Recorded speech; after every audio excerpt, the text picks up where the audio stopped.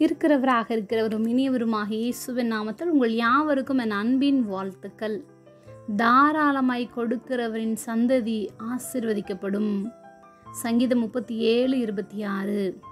அவன் நித்தம் இறங்கி கடன் கொடுக்கிறான், அவன் சந்ததி ஆசீர்வதிக்கப்படும். கேளுங்கள், உங்களுக்கு கொடுக்கப்படும். தட்டுங்கள், உங்களுக்கு திறக்கப்படும். தேடுங்கள், அப்பொழுது கண்டடைவீர்கள் என்ற வார்த்தை தேவனிடத்தில் நாம் எதையாவது கேட்பதற்கோ அல்லது அவரிடத்தில் பெற்றுக்கொள்வதற்காக கொடுக்கப்பட்ட வார்த்தை அல்ல.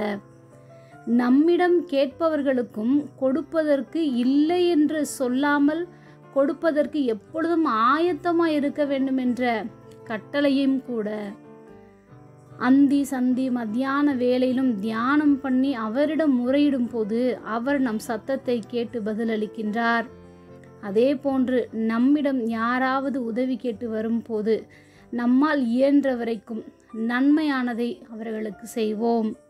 கர்த்தரை போன்று நாமும் ஏழைகளுக்கும் திக்கற்ற உதவியற்ற சூழ்நிலையில் வாழும் ஒவ்வொருவருக்கும் மனதார இறங்கி கடன் கொடுப்போம்.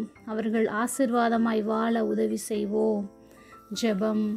அன்பின் பரம தகப்பனே, எப்பொழுதும் எங்களோடு கூட இருக்கிறவராகவே இருக்கிறவரே, நாங்கள் இறங்கி கடன் கொடுக்கும் பொழுது எங்களுடைய சந்ததி ஆசீர்வாதமாய் இருக்கும் என்பதை அறிந்து அதை எங்கள் வாழ்க்கையில் செயல்படுத்த நீர் எங்களுக்கு உதவி செய்வீராக.